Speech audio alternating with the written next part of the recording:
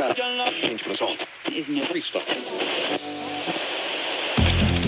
move in Bitcoin then, in contrast to all the notes I wrote pre-show, which were telling me that this was going to put Bitcoin under pressure. The narrative that perhaps this launch of these political meme coins will sap flows from Bitcoin is showing us that it's really not the case this morning. If anything, it's just accelerated the momentum and the excitement around cryptocurrency under another Trump administration.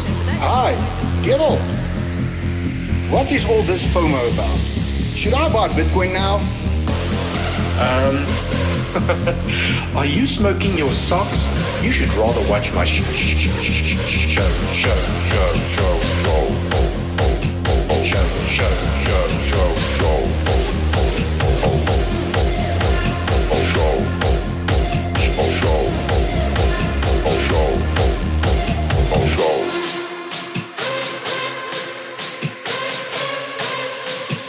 You should rather watch my show.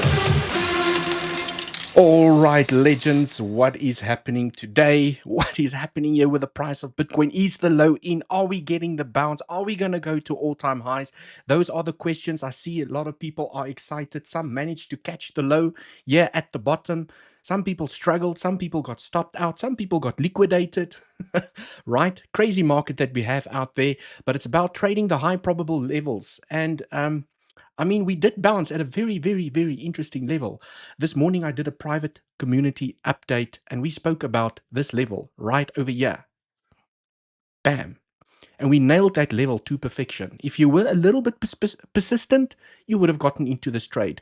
So the pro community here in the comment section, Mr. Junior, right? And some of the pro members, SGS, no financial advice. I know that a lot of the pro members managed to catch the long here to the upside. Well, I hope they managed to catch the long, because that's exactly what I spoke about during my morning update. Where's my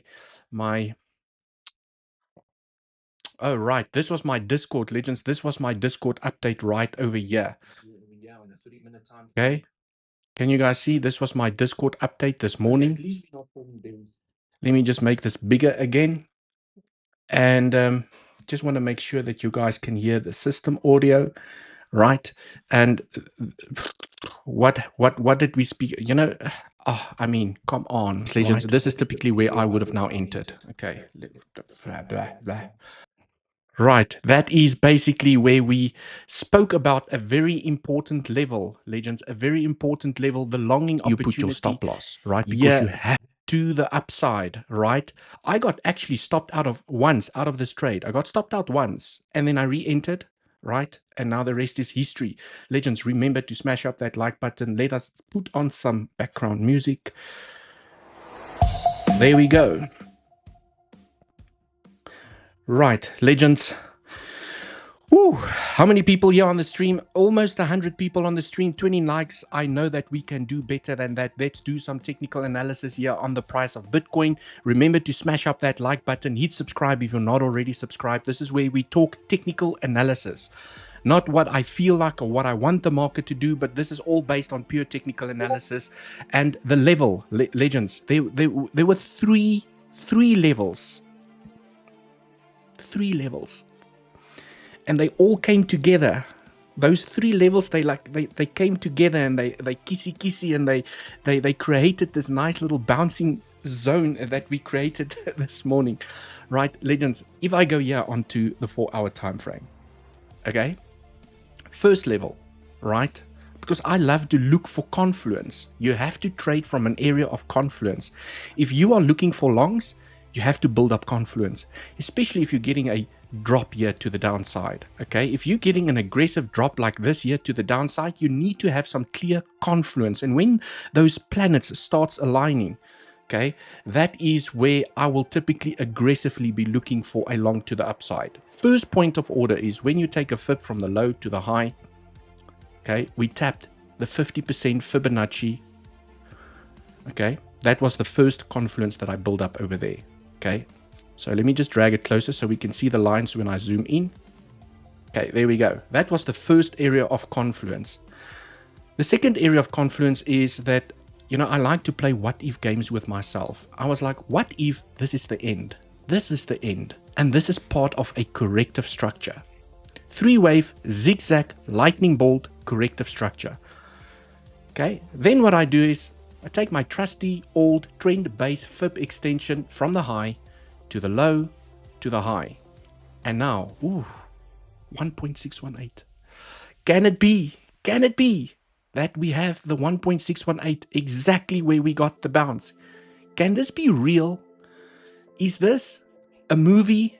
Right, legends? Is this a movie? Okay, but that's basically, can you guys see if I zoom in here? Can you see the bounce that we got on the 4-hour time frame on the 1.618? You have the 50% Fibonacci. You got that little bouncy bounce over there, and now we're getting upwards momentum here at the moment. Right, legends, we're going to talk about shorting opportunities as well, because I know everyone's excited. The bottom could potentially be in, but what if it does that, right? And that's why it's so important to pay yourself on the way up. Okay, but we will talk about those scenarios in a moment. Just building up the confluence over here. Another area of confluence is that, okay, I'm speculating and I'm building my what if scenarios. What if this is the end? And now we have the 1.618. Bam. Right, to perfection. And that is usually your maximum target for a corrective structure. But there's also another corrective structure that I've been talking about. If I zoom into this little bad boy over here, okay, there is the WXY that I have been talking about. This little WXY over here. And the WXY, okay, which basically means the top is over here. This is the top, right? Then you have a normal lightning bolt. Look at the 3-wave structure. You have a lightning bolt in a WXY. ABC in W, a complex or 3-wave, 5-wave, whatever, corrective structure in X, 3-wave corrective structure, and then another 5-wave impulse to the upside to go and complete your Y wave. Right, WXY. And on the WXY, there was another area of confluence, which is the 1.236. And for a WXY, okay, the 1.236 has to be your maximum target. If this momentum still continues here to the downside and it comes and taps this 1.618 at $72,000 or the 618 here at $72,000, it's no longer a WXY, okay? Then we are looking at a much larger corrective structure. So Bitcoin does actually find itself in a little bit of a pickle. And I know everyone's excited. We're getting the pump here to the upside. But I just want to quickly explain to everyone the potential pickle that Bitcoin finds itself in. Okay. Right. But you can also see if I zoom in over here just to show everyone, you know, when you see areas of confluence build up like this, you have a 1.618, you have a 50% FIB retracement, you have a 1.236, both corrective structures that are lining over here. And this is what I told the legends this morning in my pro community updates. Guys, if there's a chance for the bears, this has to be it. And I said, this could get choppy, it could get choppy, right? And I am willing to be stopped out multiple times because this for me is the zone where I need to look for along. Because once you've nailed this entry over here, this momentum here to the upside will pay back all of my stop losses and put profits in my bag. Okay. But it's just such a juicy zone to stop because, I mean, when you have a macro 1.618 and you have that 1.236 and the 50% Fibonacci, you know that you are at least expecting a bounce. I'm not saying that this is the low and we are just going to all-time highs from here. But I told the Legends Pro community this morning, I'm at least expecting a bounce. It is a very good zone to look for along. I see Andy spoke about these levels in his live stream as well, because Andy was there in the live stream and, you know, we were giving, well, I was giving the private live stream there to the Legends Pro community. And guys, remember, if you'd like to join the Legends Pro community where you get personal updates from myself and Andy on a daily basis, you need to go down in the description. Okay. And you will see that there is the Legends community over here. Right. So if you'd like to join the Legends private community. We have a free community where myself and Andy drop daily content. We have coaches providing trading setups. You have access to Andy's masterclass. You get summarized news and degen reports.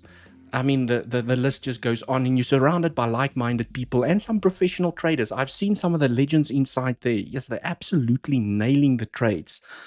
Right, legends, I will say hi to the beautiful community in a moment, right? And remember, weeks, if you are not trading on one of these exchanges just as yet, I've got weeks here for the biggest sign-up bonuses, the free up to $300 just by signing up, discount on your trading fees, and I bring you the best deals from an exchange perspective, and then all you need is an email and a password. And I've also got Bluffin, right? I've also got Bluffin. I still trade on Bluffin. These two exchanges is where I do all of my day trading.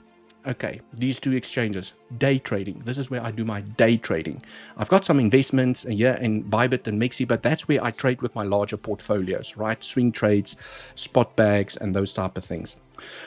Right, cool, legends. Let's now get back here into the price of Bitcoin. Now, maybe before I continue, let me say hi to the beautiful community over here. Let's go. Junior, welcome in the house.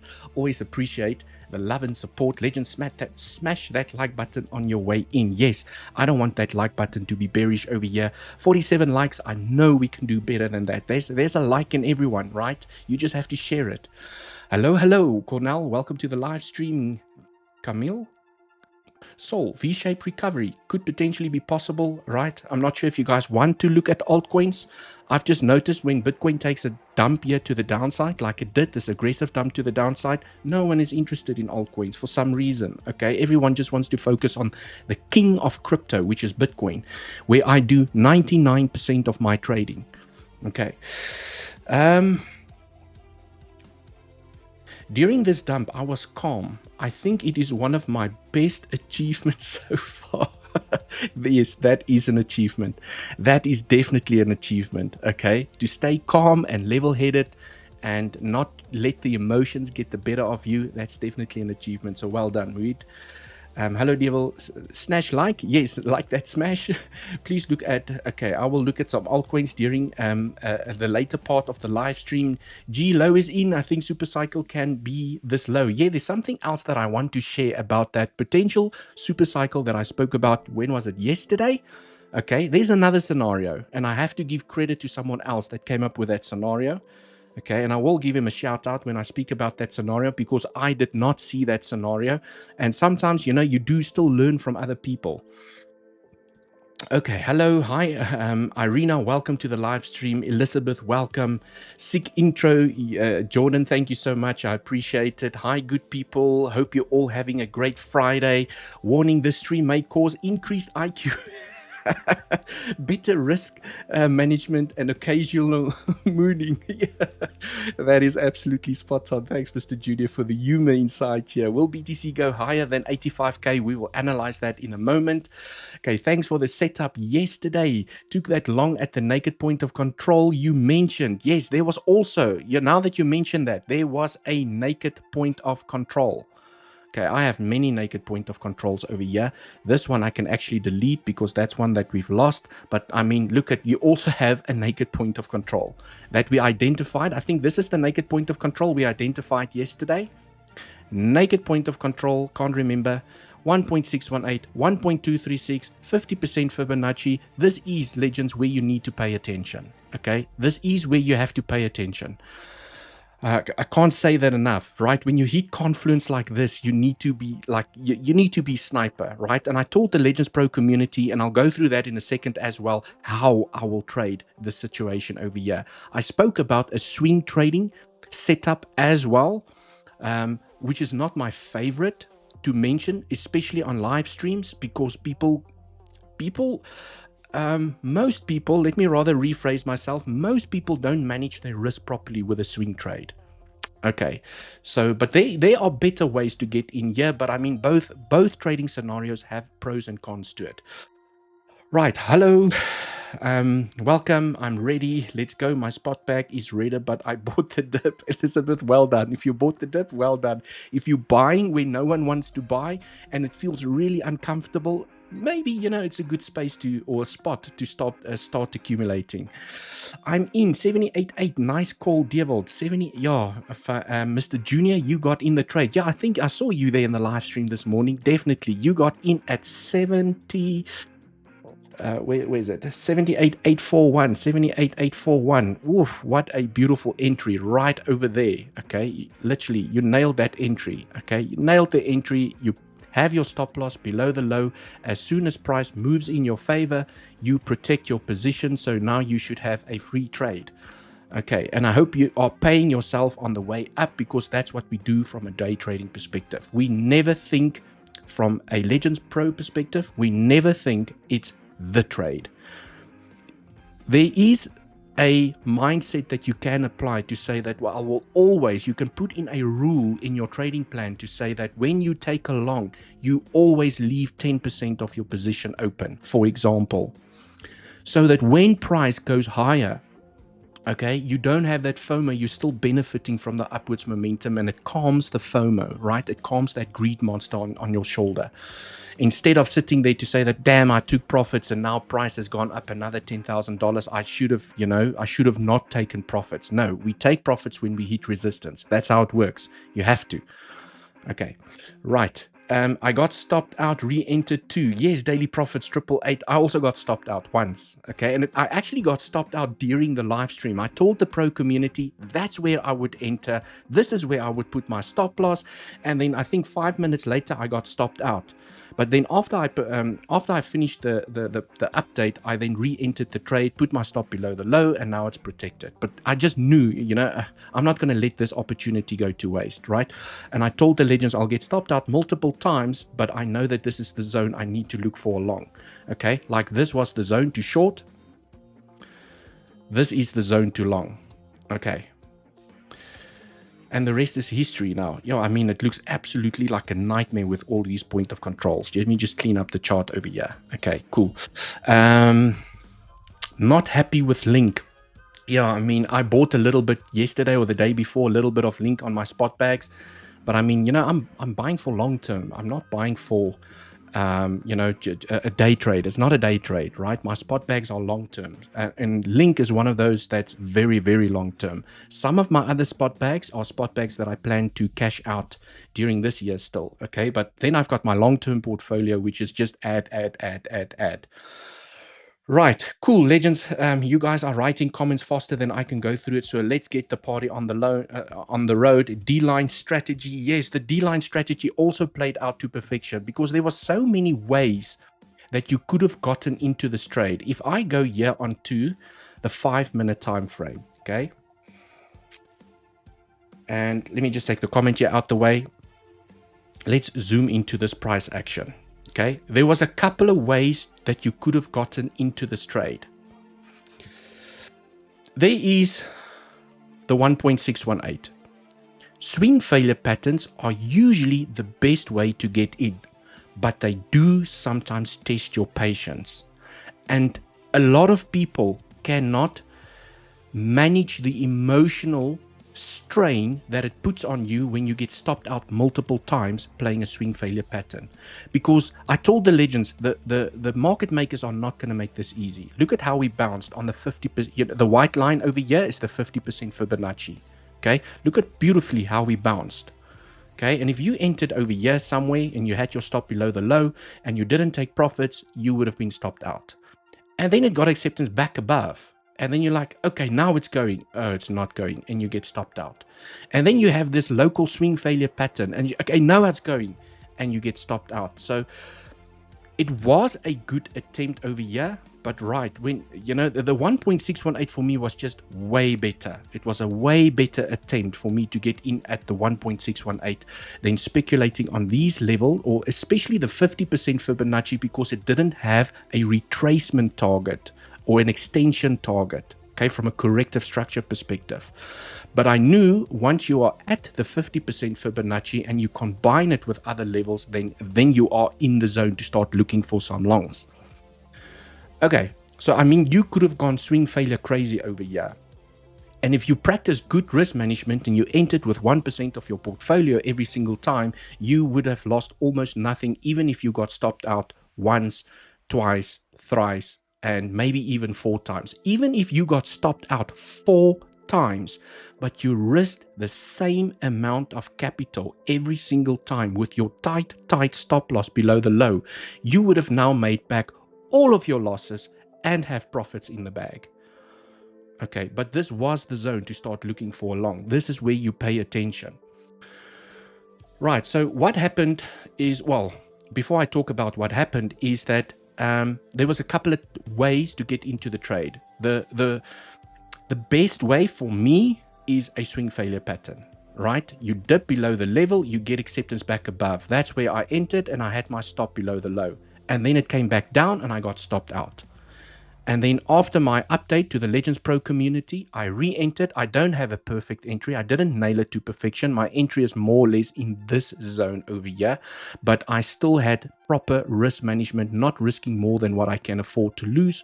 And then as soon as we started moving up, I protected my position because I know that it could still get choppy. What if it still did this and this and this, and then it started turning around? So I told the Legends this morning in my update, guys, I might get stopped out multiple times, but I know it is so close that the price is going to start turning around and it's going to give us a nice bounce to the upside to pay back my stop losses and give me profits. Okay, so if you lost $100 during all of these stoppages and now you are $500 in profits, it means you still made $400 profit, okay, after you've lost $100. Right, so you're still in the green. You just, you shouldn't go crazy with your entire portfolio. I think that's the key, and that's what a lot of people struggle with. Right. So the one way to get in was at the swing failure pattern, right? And that is the scenario that I explained to the pro members to say that for me, the best way with the best risk management to get into this trade is to play the swing failure patterns. When you dip below and you get acceptance back above, you enter and you put your stop below the low. If price moves against you and it does that, you re-enter, you put your stop below the low. So I was willing to get stopped out a couple of times, but I knew that price was at some point going to start turning around. And I mean, to give you guys a little bit of perspective, okay? Look at this, right? So if you entered and you use your long tool over here, okay, right, the first time I entered over there, okay, I was targeting much higher. I was at least targeting the dead cat bounce highs over here for profit taking area, and you have a stop loss, okay, and I had my stop loss literally glued to the low over there. That is my first trade that I got stopped out of, okay, that was my trade.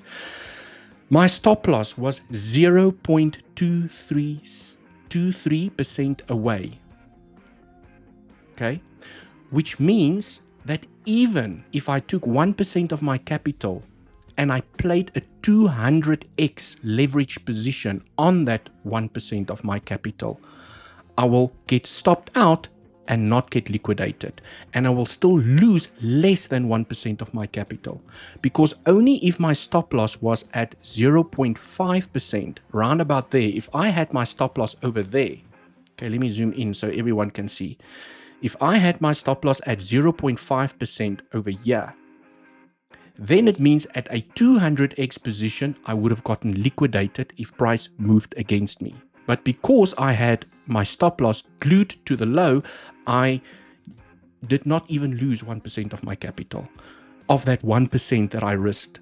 Okay, not a lot of people talk about proper risk management. Then again, I entered, right? I can't exactly remember where my entry was, but it was a little bit higher. My stop loss was below the low, and now my stop loss is 0.66% away. So even if I risked 1% of my capital and I 100x the position, I will still not get liquidated, because we do not get liquidated. It plays with your mind. It's a psychology game. It feels emotionally way worse to get an email and a notification to say that your position is about to get liquidated. Please apply margin. Okay, you've seen those messages before, and if you haven't, then you haven't traded yet, right? Then just getting a message to say that your SL has been triggered. That's a much better message. It's not so taxing from an emotional perspective. Right, so I got stopped out once, got in, can't remember, I didn't nail it at the 618. I was a little bit late, okay? We got a little bit more upwards momentum, but I still applied good risk management. And then when we started moving up, I protected my position. So I like to go through these scenarios so that you can learn to do this by yourself. Okay, because I'm not always here on YouTube, and then you're wondering, just what must I do? Should I enter? Should I not enter? Right? If you stick to your risk management and you're just playing with 1% of your capital, and you can see how far your stop loss is, you can quickly determine how much leverage you can use so that you don't get liquidated when your stop loss hits. Okay, for me, it's as simple as that. Maybe some people struggle with it, right? But so that was one way to get in. Okay. I was willing to get stopped out multiple times, knowing that we could get a nice little pump here to the upside that will pay me back and put profits in my bag. After the live stream, I realized, oh crap, I forgot to talk about this. I wanted to show the legends the local trend over here, the little bit of the bullish pennant that is building up here. And I posted afterwards, let me just close this. I think I did post that. Yes, I said, more locally on the 5-minute time frame, you can also wait for the break of this trend before attempting a long, because I know that there are some people that still struggle with swing failure patterns. It might sound easy when I explain it to you, but I know when you start out and you play swing failure patterns for the first time, it's not as easy as I make it out to be. So I told the legends, if you do not want to get in over here, wait for the break of the trend. Okay, wait for this break of this trend over here. And well, we broke the trend. So if you did not get in over here, you could have gotten in over there. But remember, now your stop loss has to go below the low. Okay, so you have to use less capital or way less leverage. Okay, and you can plan that out as well. Now your trading setup looks as follows. You enter the breakout, you're targeting the highs, and now your stop loss has to go here below the low. The risk to reward is still worth it, 2.32. So for every $100, you still make $200. But now you can see that your stop loss is 1.77% away, which means, okay, you can't use 100x. You can't use 200x. You must most probably start playing here with 50x leverage on that 1% of your capital. So you can see that you can still get into multiple trades or the same trade using different methods. You just have to change your position size depending on where you get in. So that if you get stopped out, you still lose the same amount of money. Do you guys see the power of risk management?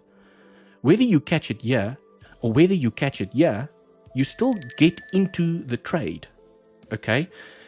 Yes, I do know that some people will say, well, now I have to risk less capital, which means that I'm not going to make as much money as this person that used 200x leverage.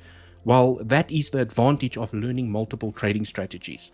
Okay, the breakout strategy is considered one of the easiest strategies because you know exactly where you have to put your low. Your alarm goes off, you know where you need to enter, you know where you need to start taking profits. Okay, it's a very easy trading strategy, although some people in the beginning still struggle with it. But the downfall of an easy strategy is that it often, okay, you have a bigger risk that you need to contend with. Right, cool, legends. I just wanted to go through that. So there was a couple of ways. Basically, there was a couple of ways to get into this trade. There was another way as well. I think when we were trading down here, I said, legends, if you do not trust and you think it's still going to get choppy here to the downside, wait until we get acceptance back above the 1.236. So you could have re-entered over there as well with your stop below the low. Okay, because I spoke about this level. And if you don't trust the 1.236, wait until we get acceptance back above the 50% Fibonacci. So we break out, look at the beautiful retest on the 50%. You could have entered right over there. So there was 1, 2, 3, 4, 5 waves in which four ways that you could have gotten successfully into this trade. What I also like to do, legends, I mean, you know, I'm only getting started over here. You can go onto the 1 minute time frame and you can now see, crap, I missed the breakout. Okay, let me take this out the way. Damn, I missed the breakout. Okay, what I usually do, if I miss the swing failure pattern, I miss this level over here, I just missed everything here down to the bottom, and I missed the breakout. And sometimes even I will purposefully miss the breakout, because then what happens is once you break out, you usually form this little bad boy over here. Okay, and then I wait for the break of this trend. You break out, you start consolidating, and then I wait for that breakout. Because what's the beauty about this breakout? Do you know what the beauty is about this breakout? Is that you have to put your stop loss below the previous local low. So you put your stop loss there. Look at how your risk management has just improved. Beautiful risk management. When you play this breakout, you do not have to put your stop loss below this low. When you play this breakout, you have to put your stop loss over there. Right, so if you missed the swing failure pattern, you missed the breakout, you missed the retest, you could have played this breakout with your stop below the low, and you at least targeting the highs for a TP1. Look at how we rejected here by the highs. Okay, so now you're in the breakout. Oh, okay, you take a little bit off the table, pays those trading fees. You start protecting your position. Maybe you put your stop loss at entry, or you just leave your entry of your stop loss where it's supposed to be, but at least you paid yourself, you covered some fees, and right now the rest is history. We just continued here to the upside. But now, you know, I'm seeing the question over here, well, Dewald, what if you missed all of those breakouts? Okay, when you have aggressive momentum to the upside, this is where I start applying the D-line strategy. Look at that. Okay, I'm not doing them perfect, but I'm just showing you guys what happened over here, right? So there's a couple of ways. You missed it, you missed it, you missed the retest, you missed this breakout, you missed that little retest, there's another breakout, you claim the high, okay? And often this is how I like to trade a trending market. I love to use this strategy on a trending market on the lower time frames. As price is moving up, I just have my trend lines, and I play every single breakout, and I take profits by the highs. I don't care if it goes higher. I wait for next consolidation. Breaks out, I take profits by the highs. Breaks out, I take profits by the highs. So sometimes what I will do is, and I did this on Solana last year, okay? I can't remember, it was a series of 11 trades, I think. I played every single breakout, taking profits at the highs, leaving some of the position open, just trade after trade after trade after trade. And at some point when you start getting stopped out, you know momentum is starting to shift. Then you're like, okay, well, you know, I've had 5-10 successful trades. I'm bound to get stopped out at some point. Then you know maybe momentum is starting to change around. Then I stop using this strategy. So it's also important to know where to use the strategy depending on what the market is offering you. Okay, right, cool. Remember to smash up that like button, legends, for the alpha, for the education over here. And let's go back here onto the 5-minute time frame, and then we can do some technical analysis. Price is still just pumping, but you know, this is a very interesting pivot over here. Very interesting pivot, and if we successfully swing failure from this pivot, there's a chance, okay, that we could reject. Okay. These are typically pivots that I will be watching for potential rejections. But remember, you are now shorting an uptrend, a local uptrend. But dare I say, a local uptrend. The bigger momentum is still to the downside. Okay, but now if you want to short, this is typically where I will look for weakness. And if it continues strength, because when we were here, guess what happened? Okay, this is what I look for. When I started the live stream, we were here. Okay, and the first thing I did before I started up the live stream is I took a FIP from the pivot to the low, and I saw, okay, very interesting, we rejected by the 0.88, which increases the probabilities that we're going to come and take the high. And now it looks like, okay, we're going to take the high. We're almost there, right? A couple of dollars off. So if price does this and it falls back down below the high, that is now a shorting opportunity. Remember, legends, day trading is about getting in, taking profits, getting out. If you play along, okay, if you got in over here, this is what, you know, most day traders do, is you play along, you take profits by the highs, you look for shorts. Price falls down, you take profits when you start hitting support. Okay, that's nice little support over here. Maybe it, you know, makes that 3-wave structure, it finds support. you take profits from your short, you close your position. Now you look for longs. You play longs back to the upside, or you wait for the break of the trend. Do you guys get the point? It's not about I've caught the low. It's about trading the momentum to the up and to the downside. You're constantly looking for the long. When you're inside of the long, you look for profit-taking areas, and the profit-taking areas is your resistance above. And when you hit resistance, that presents a shorting opportunity. So you could be a day trader that says, I don't care if this is the bottom. Maybe I'll leave 10% of the position open if it continues here to the upside, or 5%, or I just close my position. I enter, I close. I look for shorts. If it doesn't fall to the downside, I will look for another short at another level, for example. If it does reject, okay, I'm inside of the short. Maybe it falls down, it starts building some bullish CVD, and you're like, okay, this looks impulsive, this looks very corrective. Now I'm going to look for longs again, and I'm going to close my short. Then price starts pumping here back to the upside, and it starts hitting other resistance areas to the top. Then you close your long. So from a day trading perspective, and I really hammer on this point during every single live stream, because, you know, I think people need to pick a side. Are you a day trader or are you an investor? If you're an investor, you shouldn't even be watching live streams. Okay, you should just buy and do nothing. You should just buy and do nothing and hold for the long term. Okay, that's what basically what. But if you're a day trader, you want to get in and you want to take profits. You are looking for shorts. Okay, you want to take profits. Now you're looking for longs. You want to take profits. Now you're looking for shorts. You don't care where price is. You just want to get in, get out, get in, get out, short, get out, short, get out. Did you guys get the picture? What I'm trying to paint over here is that I have so many conversations with people obsessed about price and catching the low and catching the high. People are obsessed about it, and I'm just like, why do you care? Are you a day trader? Do you want to make profits every single day? You shouldn't care whether the low is in. You shouldn't care. Okay, that's just where you leave some of the position open. If you want to invest, okay, because you can only play to the upside, then maybe you care.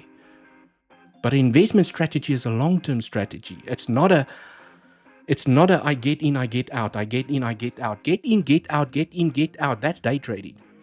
Okay? Investment is you buy the dips and you leave it, right? And maybe you have a plan in terms of, okay, maybe in 6 months I'm going to start taking profits, or in 2 years, or in 5 years, or 10 years, or 20 years, whatever your investment horizon is.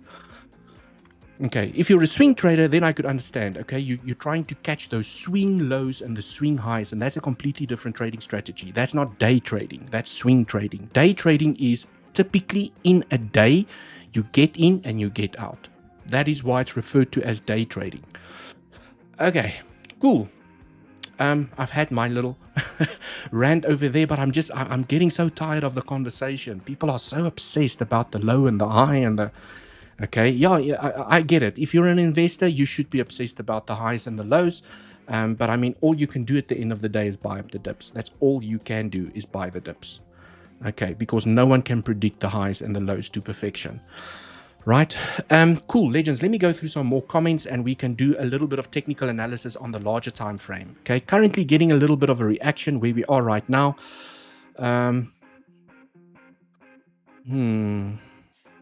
Okay. Didn't claim the highs properly. That's a bit concerning for me. Okay.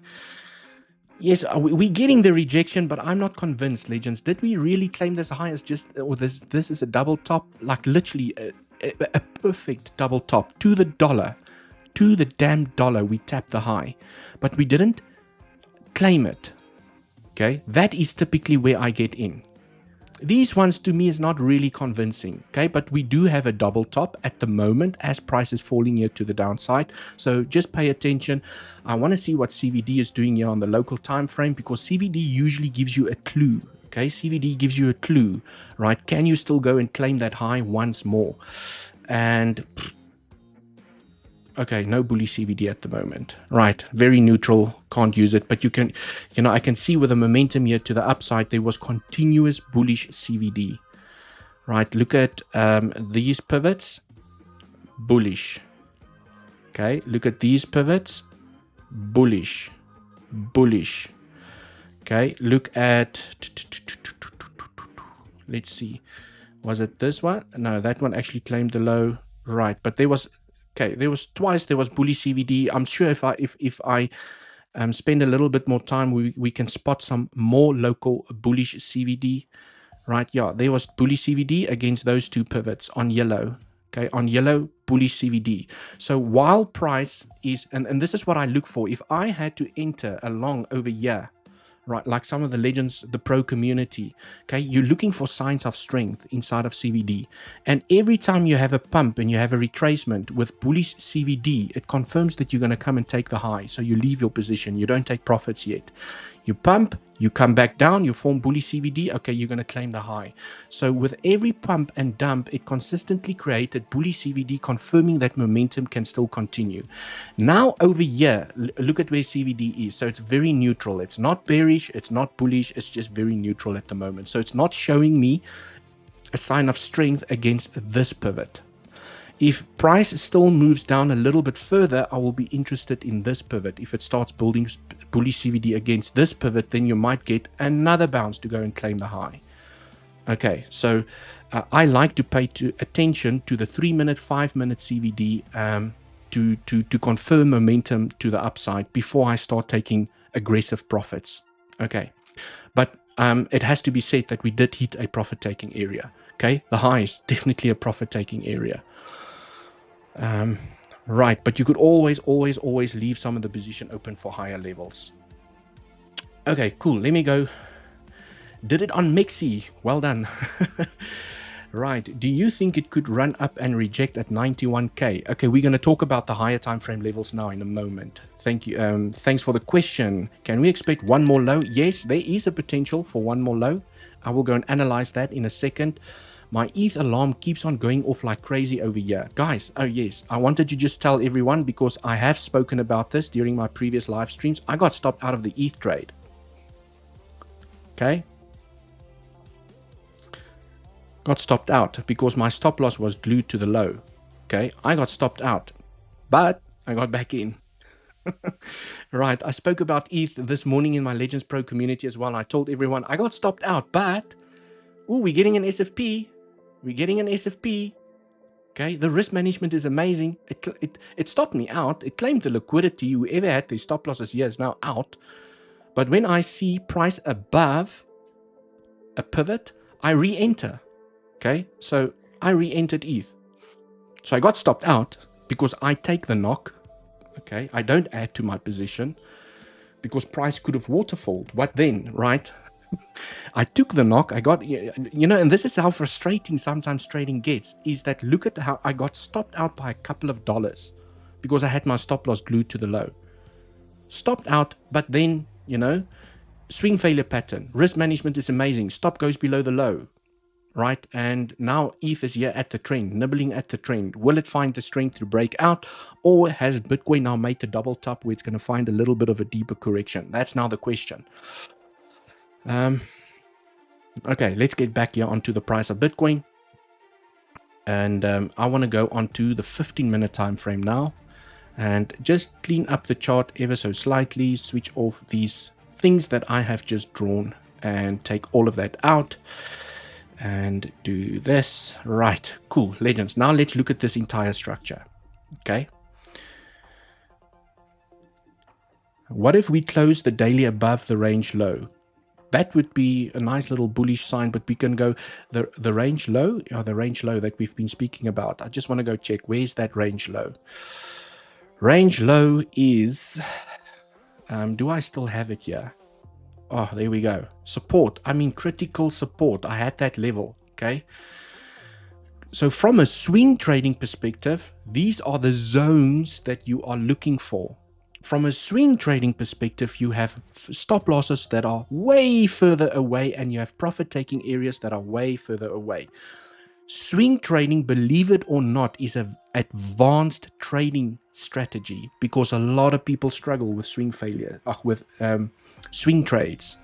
Okay, and I think a lot of day traders, when they start out, confuse themselves with swing trading because that's why they're obsessed with the price. Because swing traders are obsessed about how low they can catch it and how high they can take profits. That is swing trading. It's an advanced trading strategy. Okay. So I can tell you now here at critical support, like Andy, I know Andy told his community that he's looking for a swing trade. It's an advanced trading strategy where you are building a position in the zone where you have critical support. Building a position, you have a clear invalidation. If price continues to the downside, you need to still have an invalidation to the downside so that you don't liquidate your account and lose more than 1% of your portfolio, 2%. If you're an experienced trader, you can even go up to 3%, depending on your risk appetite and how much money you're willing to risk for that trade, right? But this is a swing area where you get in, okay, and you are targeting, little pivots over there for profit taking and even price to go back into price discovery. And if price had to continue here to the downside, the swing traders will still keep on adding to their position because they might not be fully in just as yet. But if price does leave, okay, at least they have a position. That is how swing trading works, okay. But sometimes a day trade can turn into a swing trade. Like what happened over here. Do you guys remember this?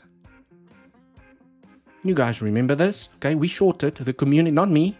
Okay, I was in a short, I got stopped out, and then I couldn't get back into the exchange because I had to authenticate and sign in, and I was here on the live stream. So I missed the short, and I told everyone that's where I would have entered now.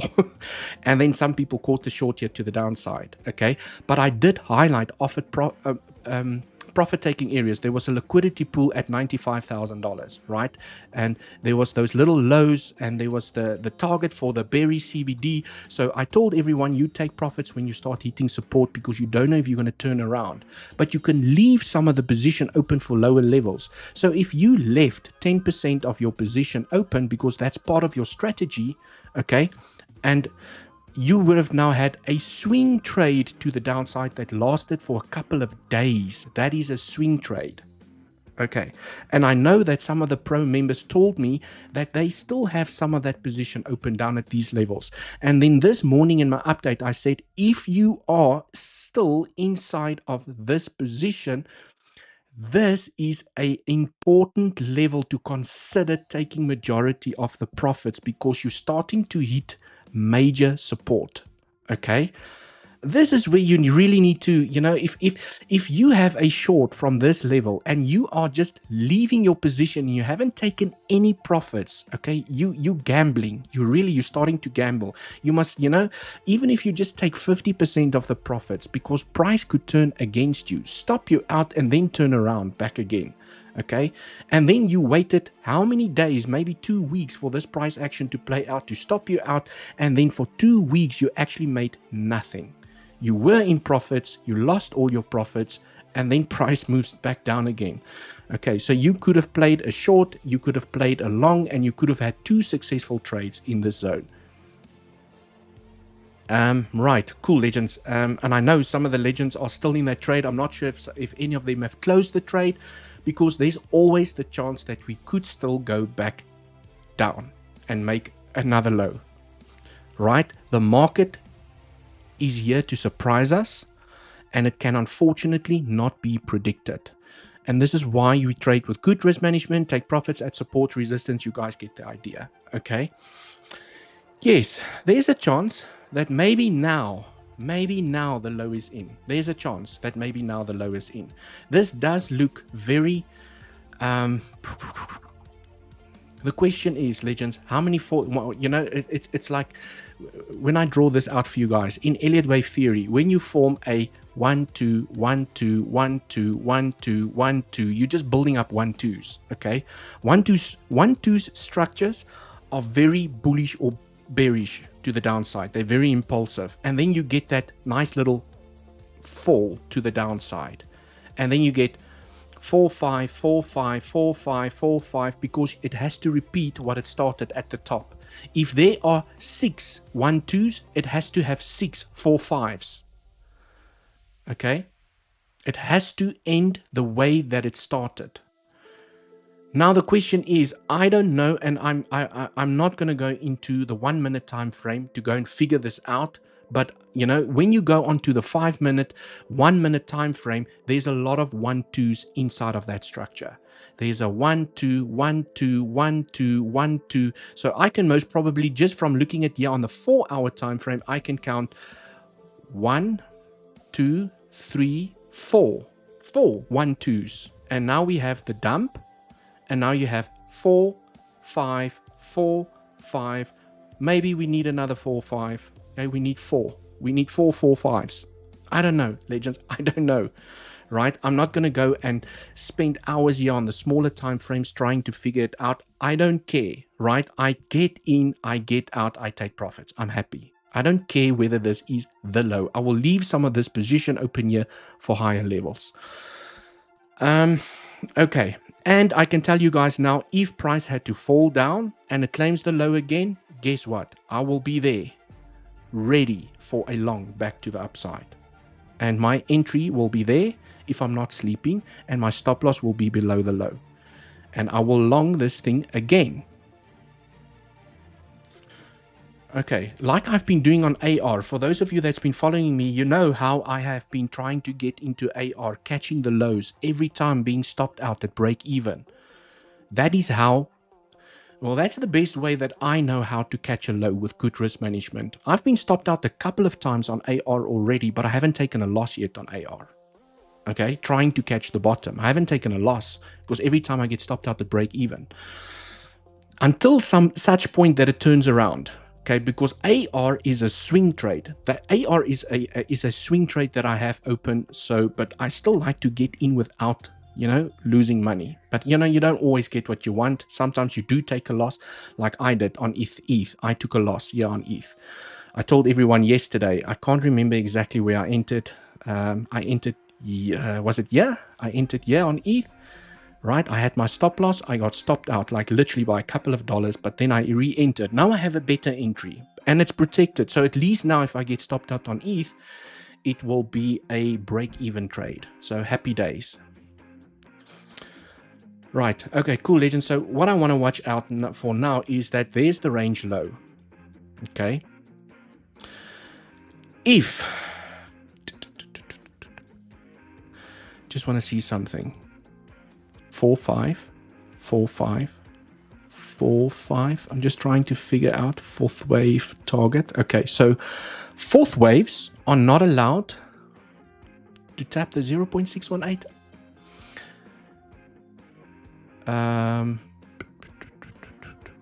That one didn't tap the 0.618. Let me take this one. It did tap the 0. Because it's a contracting. This could be an expanding move. This is why it's overlapping and it's tapping the 0.618. Legends, but anyways, the level that I'm watching, the most important level, okay, locally, is when I take a fib from this high to the low. Okay, we have now tapped the 0.618, which for me is a great sign. We could potentially now find upwards momentum, but we also tapped the 0.618 over there when I take a fib. Okay, and then we fell down. So I'm not too convinced now about the 0.618 level, because it could be an expanding fifth wave here to the downside, which is allowed to overlap, and the fourth waves are allowed to go a little bit deeper. Right, okay, so now the level, the most important level more locally that I'm watching is $85,000. If we tap the 0.88, guess what that means?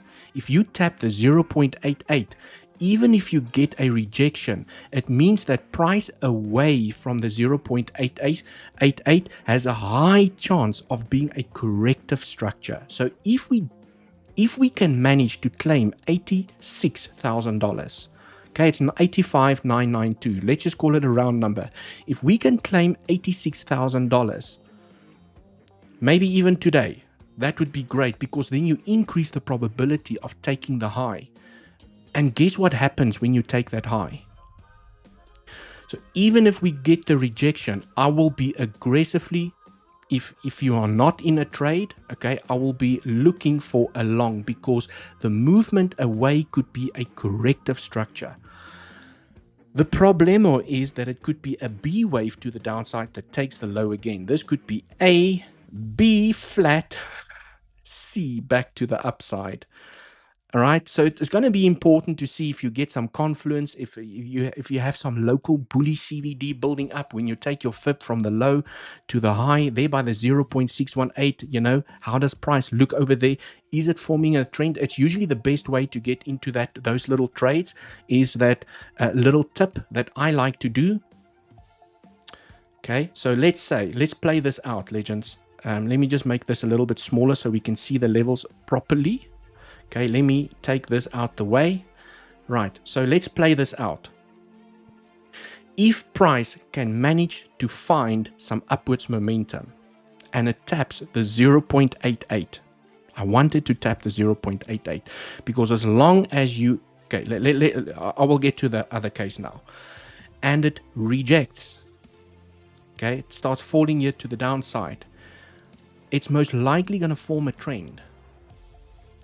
It's going to form a trend and you can play the breakout. That's the easiest way that I have found to trade a B wave, because the B wave can claim the lows, and if it does claim the low, I'm going to be looking for a long opportunity over here. If price gets acceptance back above, that's where I long. If it does not claim the low and it breaks the trend, then I'm going to long over there with my stop loss below the low. Okay, that's how I would plan to take this trade. But then there's also the other scenario, legends. Okay, that's what I would say. Because once you've claimed or tapped the 0.88, you increase the probabilities of taking the high. And what happens when you take that high? If price had to take that high, you're starting to change local market structure. Do you guys see? You have a higher low and you have a higher high. Now what you want to see is a higher low and continuation to the upside. So you're starting to change. Here you have lower low, lower high, lower high, lower high, and you know it just continues here to you have lower lows, lower lows. So you need to start changing market structure. And when you start changing market structure, so for those of you that did not get into any of this, okay, you are not in a long at the moment, you feel that you've missed the boat, you are not late.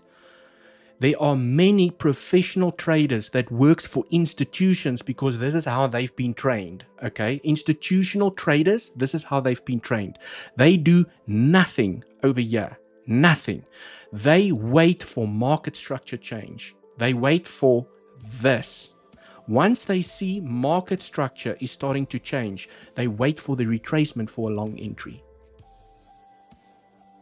They wait for that. They only enter a trade, okay, once you start changing market structure, and we have not changed market structure yet. And because we have not changed market structure, there's still a high chance to come and claim the low. So without bringing Elliott wave theory into it, if you can learn to read market structure, you don't need Elliott wave theory. It's complex. A lot of people don't understand it. They go, when Dewald or Andy starts talking about Elliott wave theory. Okay, stuff Elliott wave theory. You don't need to know Elliott wave theory. Just look for market structure change. Okay, right, legends. And, you know, just as a reminder, if you'd like to support the channel and the alpha and the education, okay, I've got weeks with the biggest sign-up bonuses, lowest trading fees, and money for free, up to $100 by signing up with an email and a password. And then Bluffin, if you don't like weeks, I've got Bluffin here as well, which I really enjoy trading on. And the more you trade, the more money gets airdropped into your account. And for these two exchanges, all you need is an email and a password, and you can start trading. Okay, I do have Bybit and 𝗖𝗄𝗄𝗅. I like 𝗖𝗄𝗅 because they still have the lowest fees, right? I do like Bybit because I've traded on them since they started. And but for those of you that need or can't verify, you unfortunately need to verify and KYC yourself here on these exchanges. Okay, so these are my two non-KY, well, where you only need an email and a password, right? Cool, legends. It's also your way to support the channel, and you're right, and to help me to keep being here, educating you, bringing you the alpha. Okay, so cool, legends. Now, right? Purely, Dewald, do you use 𝗖𝗄𝗆 card? No, I don't, because it's not available here in South Africa yet. Okay, I know in the European countries it's available, so can't wait until they put it here in South Africa. Friday dump, it's dumping. Oh man, guys, you call that a dump, right? It's hardly even moved, okay? This is a dump, guys. Do you not remember? Okay, this is a dump, right? That's not a dump. That's just consolidating, maybe building up a bull flag for continuation. And even if it dumps here, it could still form a higher low and continue momentum here to the upside. That is not a dump, right? If you are on the 1 second, guys, I don't know, have you guys ever seen the 1 second time frame? Out of curiosity, has anyone ever seen the 1 second time frame? I went onto it for the first time the other day, and I was just like, I wonder why I never went onto the 1 second time frame. But it's insane, legends. It's really insane. I don't know how people trade the 1 second time frame. Look at this. It looks like, what is that game that you play that's so pixelated? It looks like Roadblocks. It's all pixelated. It doesn't make any sense. 1 second chart. Has anyone ever traded the 1 second chart? Maybe I should set myself a 1 second challenge, okay, and try and trade the 1 second chart over here. Okay, it looks like it's forming this little trend. Okay, I'm just speculating over here. Okay, maybe if it breaks the trend, it's going to come claim the high. If it can form a higher low, then it has a chance of breaking it. Okay, let's quickly, I mean, you have your analysis has to be so quick. Look at this. Okay, right. Okay, maybe I'm going to enter there by the 0.618. I'm going to take my trading strategy. Okay, this is what I'm looking for. Right.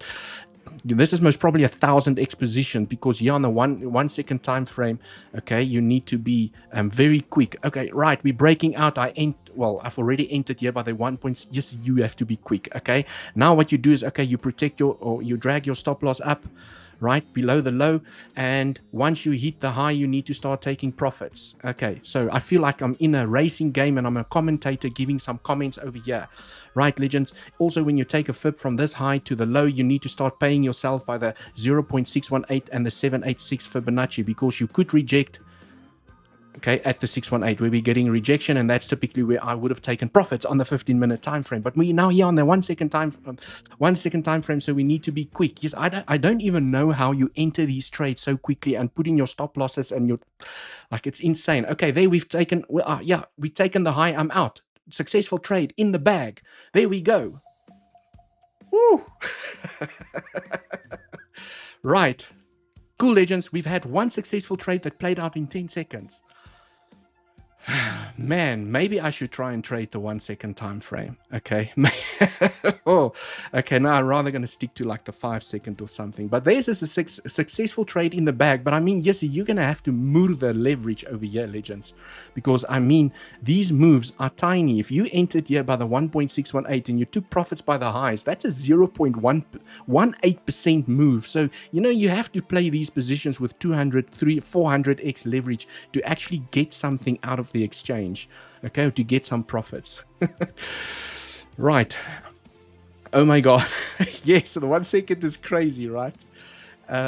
Anyways, legends, but now if I now zoom back to the 5 minute time frame, you guys can see, I mean look at that, right? You trading, look at that. You're trading this on the 1 second. I traded that on the 1 second. Okay, it's nothing, but it was a successful trade. Just applying what I'm teaching you guys here on the larger time frame. What I've just shown you there in the 1 second time frame is what I teach you on the larger time frames. Okay, break of trend, I entered at the 1.618, break of trend, take profits by the 1.618 to pay your fees, close your position at the highs, look for the next trading setup. Oh, wow, no, I think the 1 second will drive me absolutely bonkers. Cool, legends. Now, right, we can go to the super. I see some people are asking, please talk about the super cycle. Everyone just wants to know about the super cycle. We're going to get there in a second. Right, remember to smash up that like button. Okay, so cool, legends. Now, from a market structure perspective, and market structure works exactly the same on the 1 minute, even on the 1 second time frame, on the 5 minute time frame, on the 1 hour, the daily. Okay, market structure is market structure at the end of the day. Because we have not claimed this high, and I'm purposefully not going into Elliott wave theory, I'm teaching you the easiest way to read market structure. As long as we don't claim this high, there's a chance that you could still come and claim the low, because the market structure is still to the downside. So when you look at the structure, you can clearly see that you have a high, you have lower highs, lower highs, lower highs, you know, lower highs, lower high. You still have a lower high, and you have lower lows, lower lows. So as long as you do not claim this high, there's a big chance, okay, that you can fall down and still make a lower low. So you have to wait for price to turn around to start making a higher high. Once you see that, then there's a high chance that the low could be in. For now, there's a chance, but it's not a high chance. There's a chance. Because you could still come and claim the low because you haven't changed market structure. It's as simple as that. And maybe I make it more simpler than it's supposed to be, but legends, it really is as simple as that, right? And you are still at bullish rejection targets. The 786 is still a bearish bullish. Yeah, this sounds weird. A bearish bullish rejection. But you guys get what I'm trying to say, is that if you reject by the 786, which is a maximum rejection level where you increase the probabilities of taking the low, and you can see now we've now rejected here by the highs, the double top, okay? You still have a high or a chance to claim the lows and still form a lower low until you take these highs, okay? But this is the high that needs to be claimed. That is the high, because this is one wave to the downside. This is just part of the wave here to the downside. That is the high that $87,000 has to be claimed. Then once you've claimed it, now you're like, okay, now this looks juicy. We've claimed, okay, changed market structure. Then the retracement becomes a lot more juicy. Because you've claimed the structure over there, this could now be a nice longing opportunity where the low could potentially be in. Okay. So without knowing Elliott wave theory, just look for market structure change. It's as simple as that. Right, let's go here onto the 15-minute time frame. And that's basically what I wanted to highlight here over here, legends.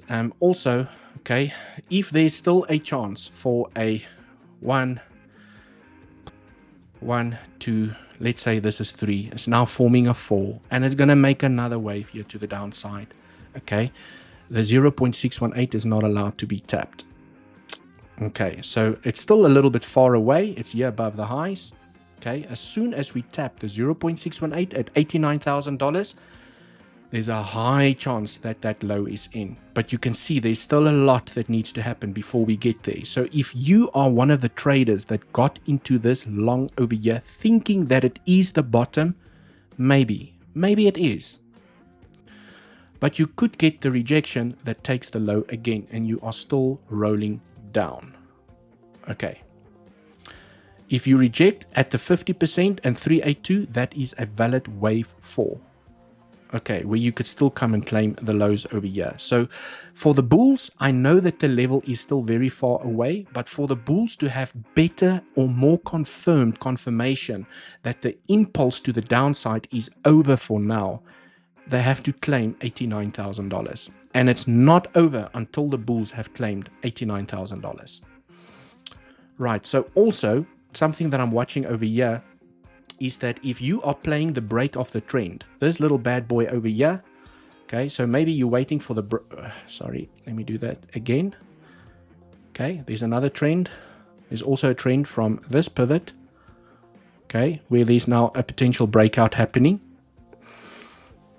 Okay, so if you are playing this breakout over here, where we're now breaking out, okay, double top, doesn't look good. As long as we can consolidate above the trend, maybe it has a chance, right?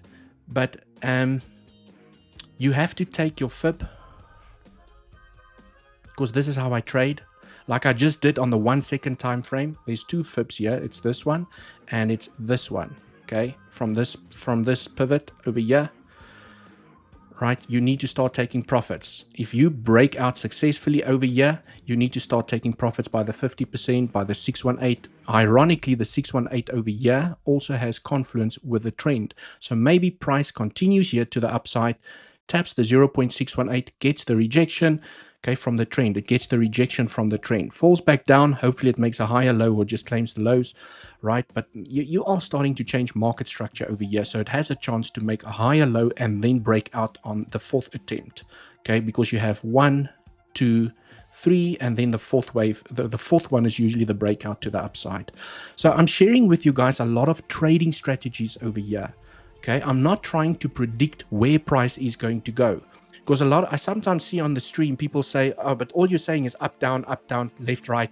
How am I supposed to know what to do? I'm telling you guys now, I'm sharing with you, there's a trading strategy. There's a trading strategy. I'm showing you where to take profits. I'm showing you what to look out for.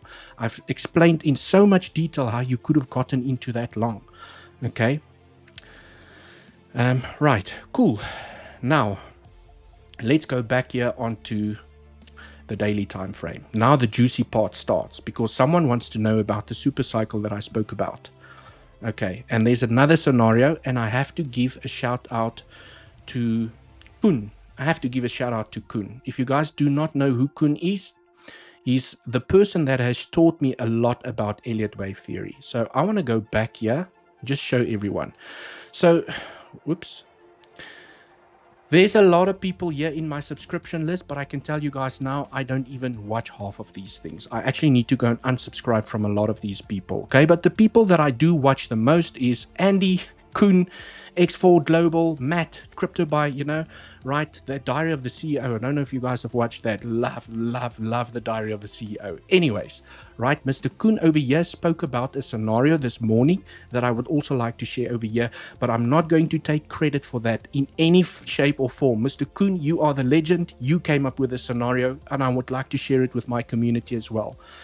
Okay, so Mr. Kun is an absolute Elliott wave what legend, right? For lack of a better word. He is you know, when they use the word Elliottician, Kun is an Elliottician, right? Kun is an absolute Elliottician. Okay, cool. So one of the scenarios that I spoke about yesterday is, you should all know this scenario by now. Okay, the reason why everyone is calling for a bear market, this is the scenario. We have formed 5 waves to the upside, and we are now starting a bear market to the downside. Okay, this is the bearish case scenario. The top is in, and this is just the start. Yes, we could get bounces along the way and continue, bounce, continue. Okay, nothing goes down in a straight line, legends. You have to remember, even in a bear market, there are many longing opportunities. Okay. Right, and this is why I'm saying that even if we are in a bear market, let's just entertain that scenario, which I think has very low probability. Even if we are inside of a bear market, it doesn't do that. A bear market is not like this. You don't get bear markets like that unless it's a project where the project team has died or committed fraud, like what happened to Luna. Do you guys remember Luno? Okay, then that happens. Something is seriously wrong. Then you get that. But everything moves in waves. Everything moves in waves. And because everything moves in waves, even if this is the top, okay, I expect price to start slowing down to give us a bounce. And that is the bounce that I got into this morning. But at no point am I saying that this is the bounce that's going to take us back into price discovery. Okay, I do think that bullish continuation still has a higher probability, but this is definitely a bouncing zone. Even if you go up and you make a lower high, now looking at the larger time frames, okay, a lower high here at $95,000, you start hitting this resistance over here, the high volume node inside of this consolidation, and you reject, and you see you're now rolling over high, lower high on the larger time frames, on the daily time frames, you're starting to change market structure more locally over here. Okay, so all I'm trying to take advantage of right now is this little bounce. I'm taking advantage of this little bounce over here. Okay, and you could always leave some of that position open for higher levels, but I just have to stress that this scenario where we have finished the bull market carries lower probability. There's another scenario that I spoke about yesterday, okay, and I'll get to Kun's scenario over in a moment, is to say that, well, what if, legends, what if this is a 1, 2, I need to zoom out for this one. Okay, let's do that again. What if this is a 1, 2, 3, 4, 5, okay, then you have 1, 2, 3, 4, 5. It's the best way that I can draw it right now. And then you have 1, 2, 3, 4, 5. So you're basically forming a 1112 to the upside. That's basically what you're forming. And remember, when I teach here on the channel, okay, 1, 2, 1, 2, 1, 2, 3, 4, 5, 4, 5, 4, 5. You have to get, when you have 3 tops, 1, 2, 3, you need to see 3 tops at the top. And then you have this pump in the middle, okay? If you have 1, 2, 1, 2, you get 3, 4, 5, 4, 5. And the more 1, 2s you have, you still get the pump, the more 4, 5, 4, 4, 5s you get at the top. And this is exactly what happened there on the local structure. Exactly the same what happened. Okay, we had multiple 1, 2s and it kept on dropping and dropping and dropping. And then you're like, oh, okay, is this the last 5? Is this the last 5? Okay, so this could definitely be from the most bullish case scenario that I can think about, is that you are building up. Okay, and this will potentially create a super cycle, and I think there's not a lot of people expecting this scenario, and by no stretch of the imagination am I saying that this scenario is going to play out. I'm just saying it is a scenario that can play out, where you're forming 1, 2, 1, 2, 1, 2, 3, 4, 5, 4, 5, 4, 5. Okay. And the targets could get crazy here to the upside. And the scenario that I spoke about yesterday is to say I was looking at this 1, 2 over here. And when I looked at this 1, 2 over here, I said, legends, okay, I was concerned yesterday when I zoom into this structure that we did not tap a proper fib level yet. And I said, as long as we do not tap a proper fib level and we go and claim the high, then the scenario carries lower probability. But now we have tapped a proper fib level. When I take a fib from the low to the high and I put it on the log scale, okay, we did not tap the 0.382. Now we have. Can you see on the log scale, we have tapped the 0.382, which is a minimum target for a 2. So now that we have tapped at least a minimum target for a wave 2, there's a chance that this bull cycle could get absolutely crazy. There's a chance. Is it going to happen? I don't know. I don't have a crystal ball. But there's now a chance. Okay?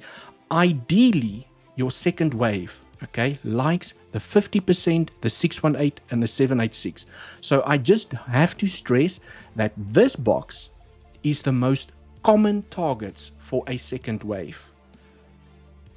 This one that I highlighted yesterday is the minimum target, but is a little bit more rare for a second wave. But it's not an invalidation. It could no, but at least now there's a chance for a super cycle. Okay, just have to point that out. And if we are going into a super cycle, okay, let me make this one. Is it this one? Right. No, this one. Let me make this one a different color, because that's now the super cycle. We actually have a super cycle option over here, and let me make it green and as thick as hell. Okay, this is the super cycle that we could potentially go into. Please, guys, don't bank on this and go and tell your family and friends and saying we're going into a super cycle. No, this is just a scenario, and I'm going to tell you now what I don't like about it. But it is worth talking about it, because if price continues to pump, at least we knew, we were watching the scenario. So if we are now busy with number 3 over here, okay, so this is 1, 2, and let's say we find support and we start moving up and we go and complete the 3 inside of the bigger 3. So that usually creates a super cycle. When you have a third wave inside of a bigger macro third wave, that usually creates a super cycle. Because third waves are your most impulsive waves. Third waves are extremely aggressive to the upside. And then when you have a smaller 3 wave inside of a bigger 3 wave, you guys can see the craziness that could potentially play out over here, where Bitcoin just shoots to the upside and everyone is like, fuck, we didn't expect that. What happened? right? We were all expecting $120,000 Bitcoin, or at least $170,000 Bitcoin. Now we're at $300,000. That is a super cycle. Okay. Now, I want to share the scenario that Koen shared this morning, which I didn't even think about. So thanks, Koen, for sharing this, right? There's another scenario where what if, which is still nice and bullish. I must say, I still like this scenario. I'm not going to go and draw all the scribbles again, where we have formed a 1, 2, 1, 2, 1, 2, 1, 2. Or you can keep it simple and say, well, maybe we have formed a 1, 2, 1, 2. You know, and this is part of the corrective structure for this little 2 over here. 1, 2, let's just call it a double 1, 2. 1, 2, 1, 2, and this is 3, 4, 5, 4, 5. Okay. There's so many scenarios, legends. There's so many scenarios. This scenario, okay, if we retrace deeper, this scenario still has higher probability than the super cycle scenario. If we find support and we claim the high one more time, this scenario where we could potentially reject and then go into a bear market actually also still carries higher probability, because I don't want to be that peanut in the packet that calls for a super cycle and then we reject by $120,000. We go back into a bear market, and then I was the one screaming for $500,000 Bitcoin, which never came. And because that's what Plan B did. Do you guys remember Plan B during the previous bull cycle? 100,000, 100,000, 100,000, and everyone was like, "Yay, 100,000! We coming! Buy, buy, buy!" And fuck, we never got 100,000. Right? I'm not going to be that person. But I am saying that it is a potential. It could definitely play out. It's going to be absolutely phenomenal for our spot bags. We might then get that crazy altcoin season that everyone is expecting. Okay, I want to share with you guys one thing over here.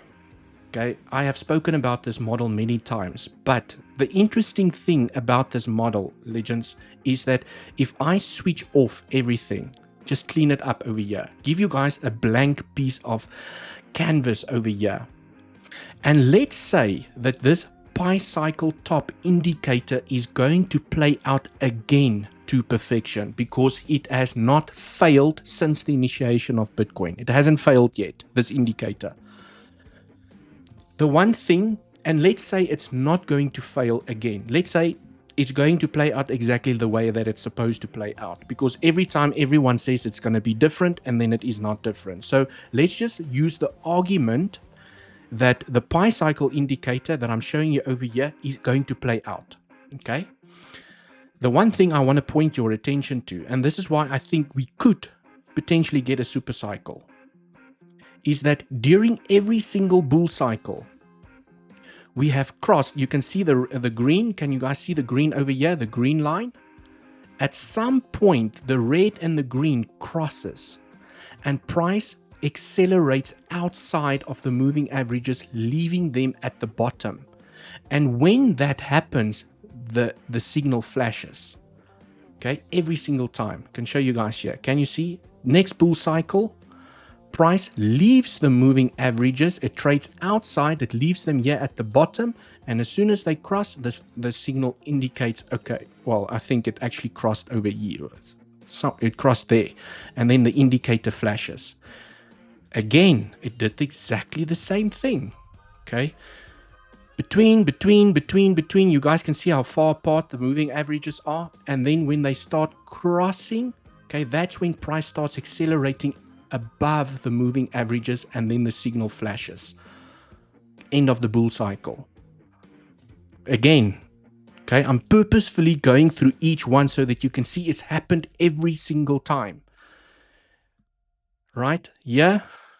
Price breaks out of the moving averages. It goes into the euphoria. They call this, when you break this green line, they call that the euphoria phase.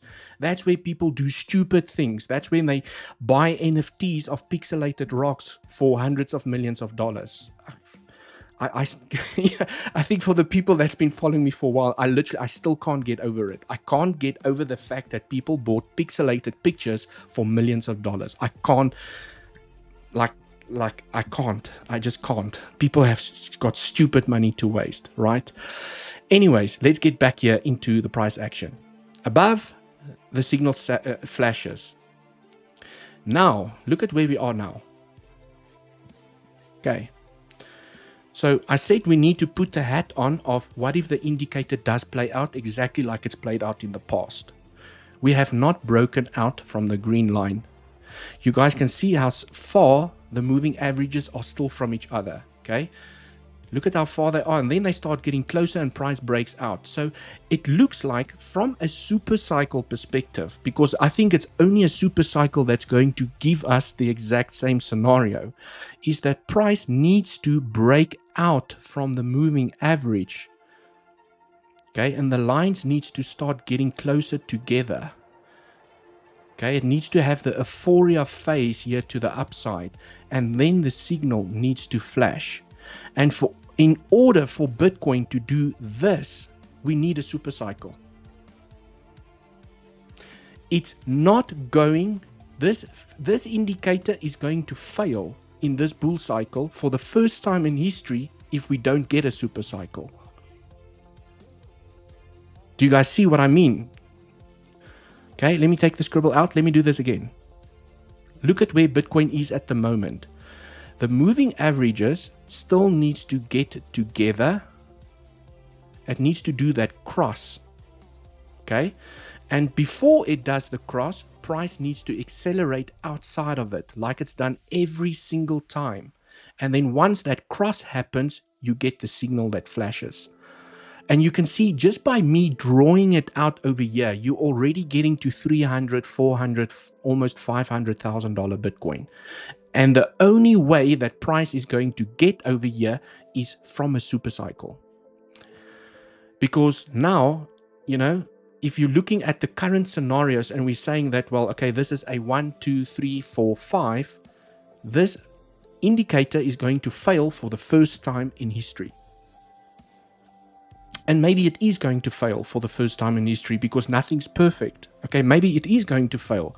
But I'm just putting on the cap and sharing with everyone, well, what if it doesn't? What if it doesn't fail? And then after this has happened,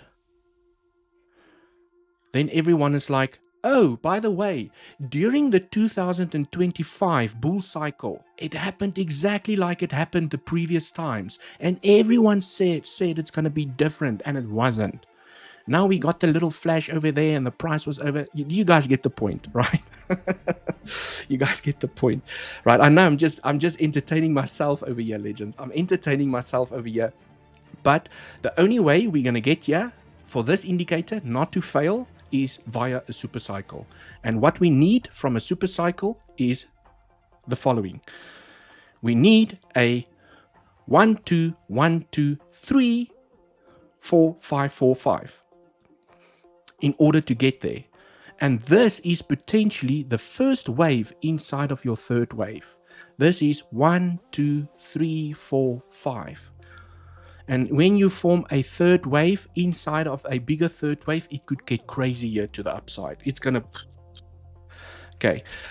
Anyways, legends, like I said, I'm not, you know, we trade level. Let's take it level by level. Let's just take it level by level. But in saying that, okay, when I look at this structure, and this is why I am not scared of a deeper correction. In fact, the deeper the correction, the better the probabilities for the super cycle. Okay, we have tapped the minimum target for a wave 2. We've tapped it today. Yesterday we haven't tapped it, and I told everyone, you know, yesterday when we were trading over here, I said, guys, if the low is in and we move up and we claim the high, low probability for the super cycle, because you need a 1, 2 to at least tap the 0.382. Now we have tapped it. But the most common second wave target is between the 50% and 786. So can you guys see that the deeper the retracement, the higher the probability for the super cycle? There's not enough time. This is the other problem, because some people will tell me, well, Dewald, what if we do claim the highs? and we come back then for a correction, isn't this then a 1-2? The problem is time. Time is counting against us, because if price is going to find strength here, it breaks up, then it comes back down, you're starting to run out of time. So if I go back to this model that I've just explained everything, and I clean up the brushes as quickly as I can, and I switch this thing off, and I look at this and this, okay, we're running out of time. So if now again, I'm putting on the cap every time set, every time set the previous cycle, or this one is going to be different. It hasn't been different. It's still the same. But at some point, yes, I know it is going to be different, but maybe not this time, right?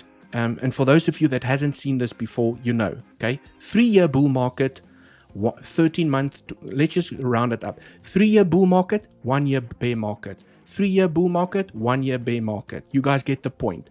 And every single time has been exactly the same. Okay, 4-year cycle, theory, playing out to perfection. So the problem, now if I look at the structure, okay, if Bitcoin had to find strength where it is right now, and it still goes and it makes a high, and then it falls down in a 3-wave structure, you are running out of time, because now, okay, down, up, down, and corrective structures usually take long. Now you need to start that super cycle, and now you need to go 3, 4, 5, 4, 5. Can you see that you're running out of time?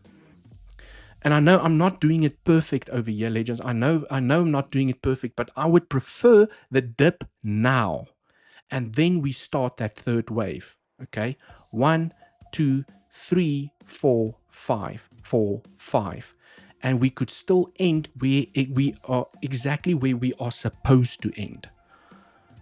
It just to still make a high and then make a corrective structure. Time is counting against us based on the model that has not been invalidated. So purely based on data, I'm just using data over here. Okay, bull market comes to an end Q4 of this year, 25th of August. According to this, the 25th of October, the bear market is supposed to start.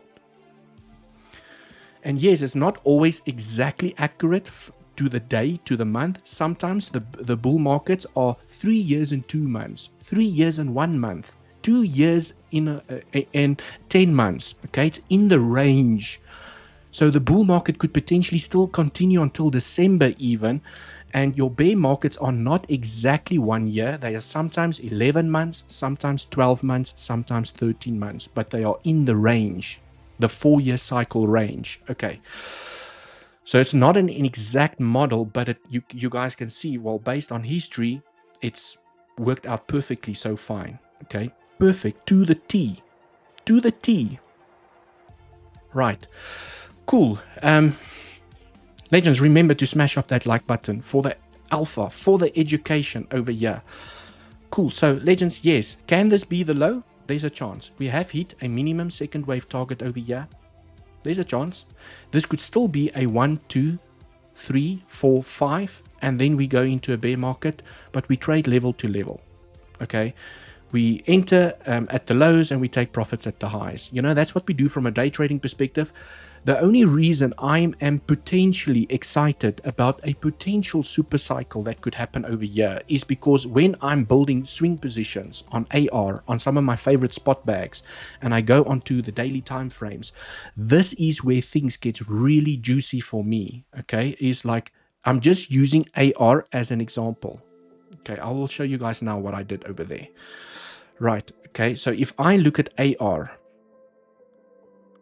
on the daily time frame, my conservative profit taking area, if this structure can hold its structure over here and not claim the lows, it has a high chance that during this cycle it's going to tap $80. It has a high chance of tapping $80. If Bitcoin potentially goes into that super cycle, it has a high chance, dare I even show you guys this level, of even hitting $500. $493. I'm not saying it's going to happen. I'm just saying if we do go into a super cycle, some of the altcoins might even hit their logarithmic targets. Crazy, right? Okay. And I actually feel silly for telling you guys this because I feel like everyone's thumbnails are so bearish. We're going into a bear market, everyone calling for a bear market, and here's Dewald talking about damn super cycles. I actually feel stupid, right? Because you guys might just laugh at me if we do go into a bear market. And then what I'm going to say is, legends, if we do go into a bear market, remember I did talk about that the high could be in. I have spoken about 1, 2, 3, 4, 5. We could definitely go into a bear market. But the first thing that needs to happen, like I've just taught everyone on the lower time frames, you have to change market structure. Imagine this is the 5-minute time frame. You have higher highs and you have higher lows. Okay, if this is now the 5-minute time frame and by tomorrow price is over here and it claimed the low, then you're changing market structure. Okay, we most probably going to go back up and make a lower high, and then we're going to go and make a lower low and a lower high. You could only talk about a bear market once we claim the low at $48,000. People talking about bear markets over here are trying to catch the top. That's why they're talking about bear markets, because people want to be famous and they want to say that I called the top. And then price does this, and then they say I called the top, and the price just keeps on moving. At some point you're going to be right, because price has to fall at some point. Okay, so if you keep on calling the tops, at some point you're going to be right, but you're going to lose out on all the momentum here to the upside, right? Like Capo, that's been bearish this whole bull market, right? And by the time he turns bullish, I think the market is going to tank. Okay, right, legends. Elizabeth, thank you so much. Let me go through some comments. I just need something to drink, legends. Just give me a second over here.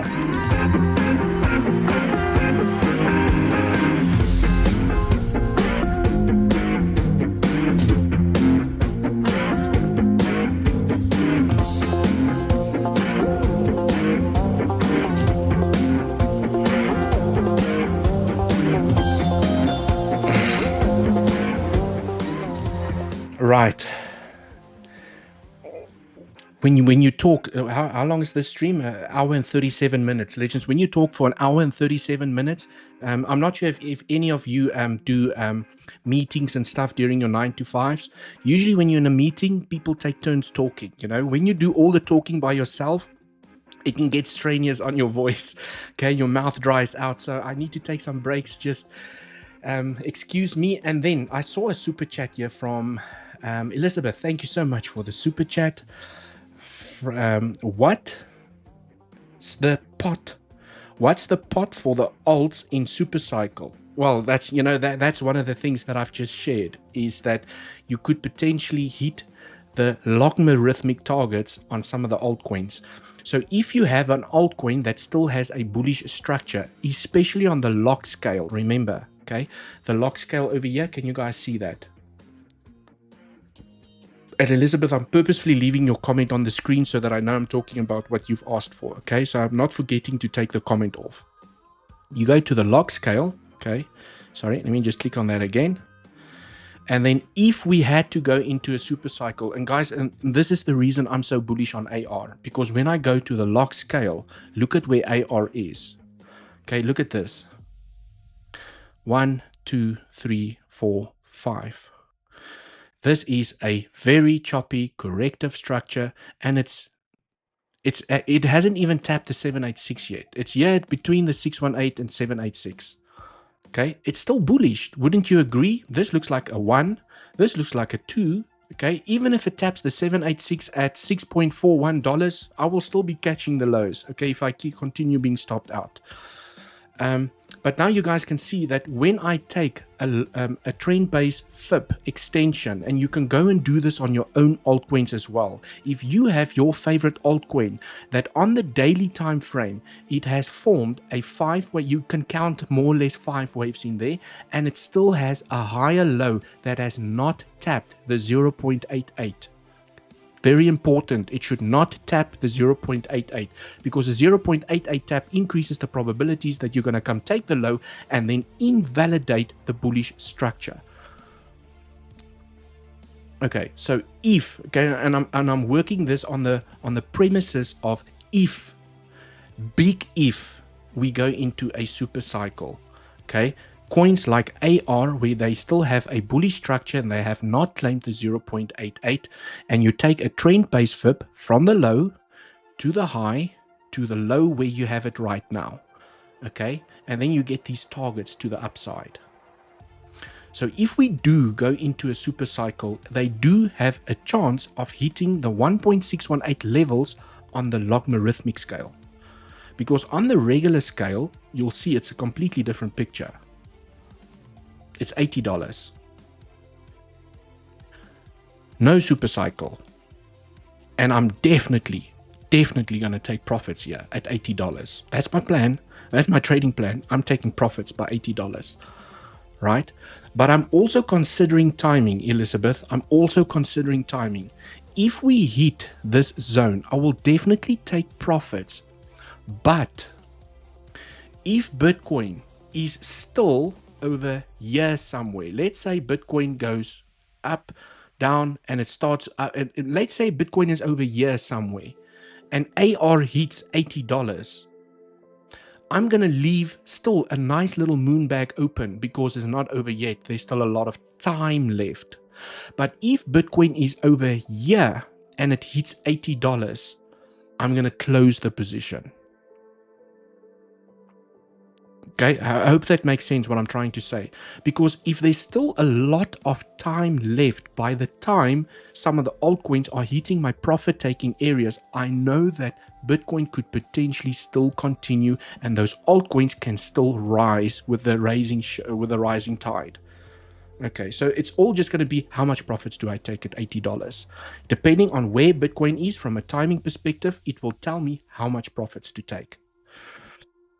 Okay, but I'm definitely taking profits at $80. So you need to go to your own altcoin that you like to trade and go and check out these structures. Link has still a bullish structure. ICP still has a bullish structure. Litecoin still has a bullish structure. The ones that I can just remember off the top of my mind. ETH, okay, when's ETH gonna wake up?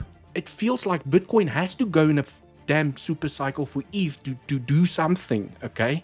What's happening with ETH? For ETH to go and hit $10,000, Bitcoin's definitely going to have to go into a super cycle. Wouldn't you guys agree? Okay. Right. Cool. Legends. Thanks. But thanks so much, Elizabeth, for the super chat. I appreciate it. Let's go through some more. It cannot be coincidence. Yeah, and Anthony, you know, I don't want to be that stupid person that calls for super cycle, and I'm not calling for the super cycle. All I'm doing is technically showing you that it is possible. Okay, I am 50-50. For now, all I want is a higher low, and okay, so for now, for me, the probabilities are higher to still take the high before we take the low. That is my probability. Listen carefully, okay?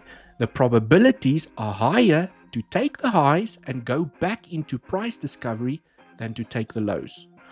So for everyone calling for a bear market, you are smoking your socks. Because there's just too much that still needs to happen. Once we tap the 0.88, then I'm going to say, okay, you're not smoking your socks anymore. Now we can start talking about a bear market. But until we tap $53,838, there's no way you can talk about a bear market. You are really smoking your socks. Okay. Right. Legends, remember, down in the description of this video, okay, let me zoom in over here.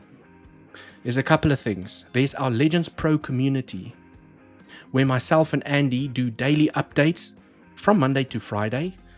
Okay. And we have coaches. We provide trading setups, loads of education, masterclass. You get, lots of alpha. If you want to take your trading to the next level, swing failure patterns, D-line strategy, surround yourself with like-minded people. This is the place to be. Okay. you know, if you're serious about trading. If you're not serious about trading, you know, don't click on these links, right? And then to support the channel, I've got weeks where you get insane bonuses and discounts, whatever the case might be.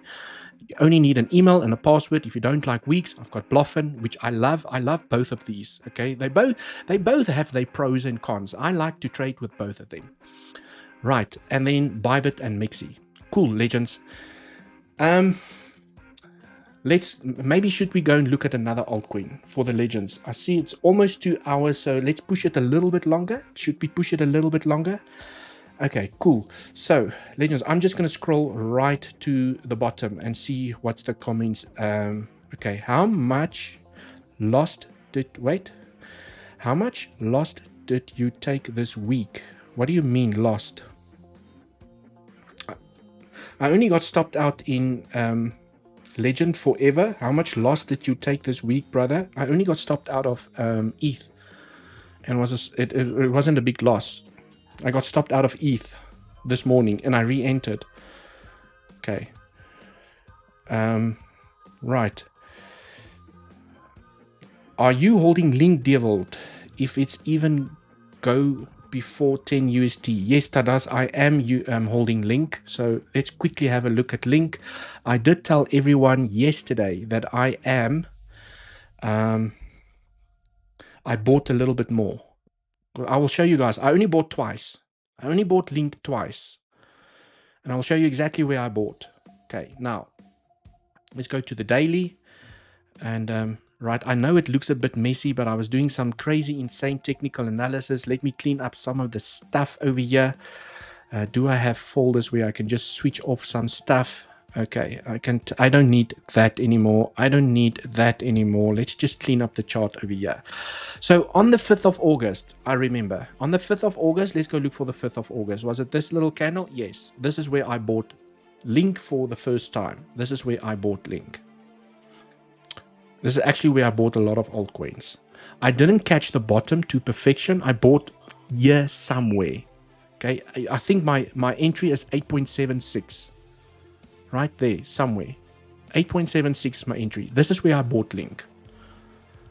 And then yesterday I bought some more the day before. I can't remember. This week I bought a little bit more Link over here. I just like where it is. You know, it's at the consolidation area. It's starting to find a little bit of support. I like where it is from a consolidation perspective. Okay, look at this strong resistance and support. You have support. Okay, depending on how you draw this, can be a little bit higher. Okay, resistance, broke down, resistance, consolidation area, breakout. Now you need to do an RS flip. So I like where it is at the moment. It's at a critical area of support. And when you have a breakout and you come back and you retest support, that's where I like to add. So I have now bought for the second time, a little bit. I didn't buy a lot. I bought most of my Link over here. So I just added ever so slightly and it just dragged my entry up a little bit. Okay, because I didn't go crazy. This structure, like I've shared on AR, for example, this structure is still incredibly bullish. Okay, look at this. When you take a fib from the low to the high, Link is also still here has not tapped the 786 just as yet. And this is the regular scale. So even on the regular scale, it's still incredibly bullish. I will only start getting concerned when Link taps the 0.88. And I mean, it's still in a safe zone over here. It still has some breathing room over here. Okay, but it gets even more interesting when you go to the logarithmic scale, and I only use the log scale on larger time frames like the daily. Okay, Link has now tapped the 618 for the first time to the dollar. Link has tapped the 0.618 on the log scale to the dollar. So you can see how incredibly bullish the structure still looks here on Link. Incredibly bullish. The one thing I'm just looking at over here is that when I look at Link and I zoom in ever so slightly and I take a time fib from the low to the high. Okay, yes, so okay, at least this low was made after the 0.382. So from a timing perspective, it has a chance. Ideally, I want the low to be made over here. So maybe it chops sideways, it makes one more low, and then it starts moving up. It would be nice to get the low. It would be nice to get the low here, but it doesn't have to, because the low was already made after the minimum target requirement. If the low, like here, can you guys see that low? It was made before the 382, which told me from a timing perspective, it's too soon to break out. It's too soon. It didn't make the low after the 0.382. Can you guys see that? I'm not sure, but, do I need to zoom in a little bit? Here we go. This low was made before the 0.382. Now we have a new low after the 0.382. So there's a chance that the low could be in, but a corrective structure could still have a 1-to-1 relationship and even longer. 1-to-1. And corrective structures can even be longer. It can go to the 2, to the 3, but when you can see my line starts getting a little bit dangerous. 2 is still fine, but 3 becomes a little bit concerning. 4 is like, oh shit, what's going on? Okay.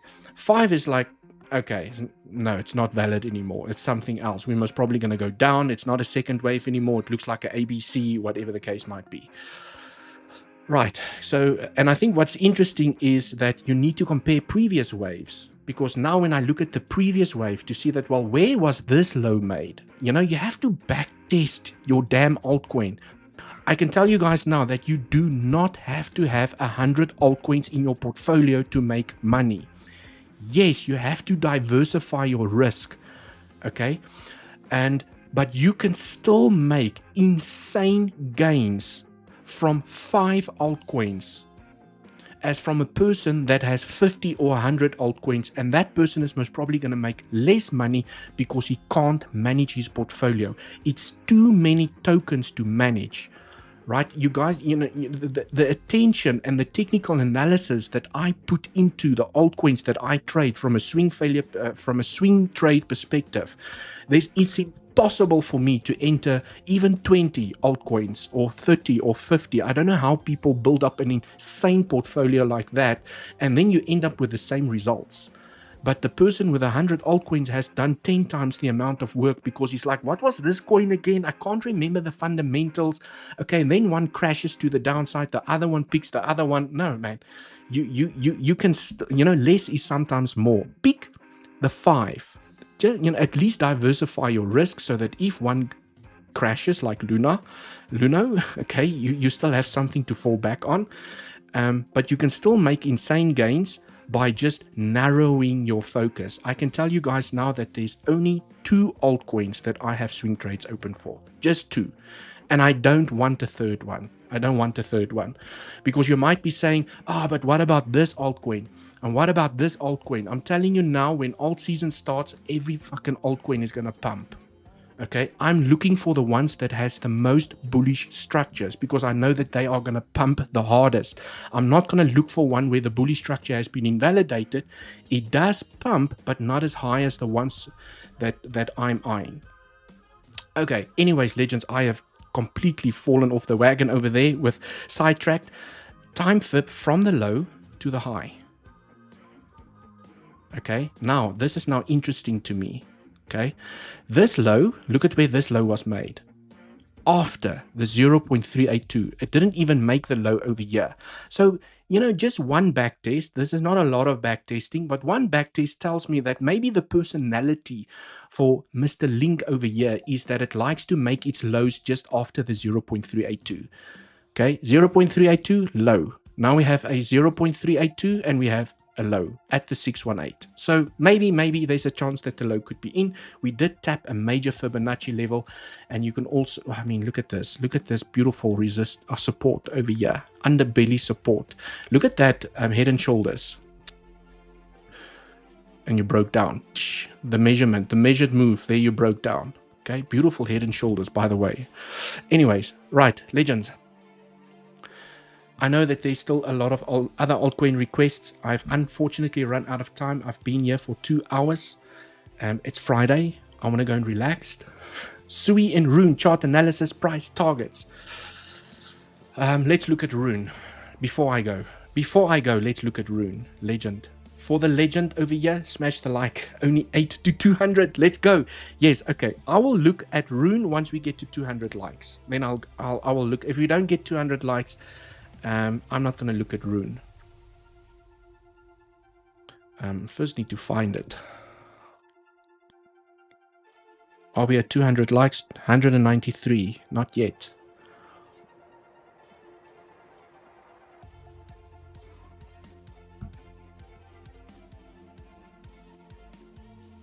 Ooh, there's actually a trading setup here. Are we at, 206. Let's go, legends. Oh, people obviously want more analysis. Like, Dewald, don't go. Let's do more. Right, legends, let's do Rune. Okay, so let me just take some stuff here out the way. Let's clean it up. Legends, just ignore this. This was a trading setup that I was looking at. Yes, I can see where I'm getting that from. I want to first go and focus on the regular scale. Okay, so from a regular scale, this looks bad, right? It looks like it's over. Okay, it looks like Rune has lost the plot. That's what some people are saying. Okay, Rune is going to 0. I still have faith in the project. I know that they are an exceptionally good fundamental project. They've been around for years.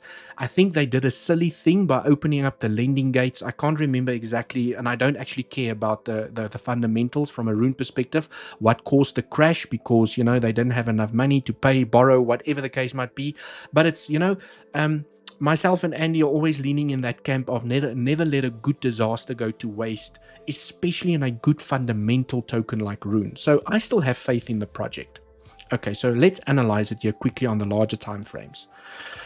So on the regular scale, it looks bad, right? You have a fib here from the low to the high. You have tapped the 0.88. It looks like it's going to increase the probabilities of taking the low, which could very well play out. We have tapped the 0.88, which increases the probabilities that this entire bullish structure could be invalidated. Now, let's look at it on the log scale, because this is where the game changes ever so slightly. Okay, let's adjust the fib. It is not over until it's over, legends. It's not over until it is over. So, now, on the logarithmic, we have also tapped the 0.88. Not good, which increases the probabilities of taking the low. The only thing Rune has got going for it at the moment, okay, let me take some of these trends out, okay, I can leave that in. The only thing that Rune has got going for it at the moment is that what if this is an A, B, C corrective structure that has now come to an end. It's done. The lightning bolt, the 3-wave corrective structure, is done. So what I like to do is I will then take my trend-based fib from the high to the low to the high. Okay, because I'm measuring this wave to see where the C wave ended. And the C wave ended at a very, very, very common C wave target. This is a C wave target. This is where it ended. This is where it found consolidation and it's now chopping sideways. So if Rune has any chance of not invalidating this bullish structure, because remember guys, the one thing you have to remember in Elliott wave theory, you need a wave 1 to get a bullish wave 3. And third waves are the most insane bullish waves. So what I'm looking at over here is when I look at this wave, okay, just to give you guys a little bit of education, is that you want where's my fib? You need a 1, you need a 2 to get the 3. And the third waves are the most impulsive, they are the most aggressive, and if you can get in at number 2, you just ride the whole roller coaster to the upside. Then you get a 4, then you get a 5. Okay, you guys get the point. If your altcoin that you are looking at has taken this low, it doesn't have a 1-2.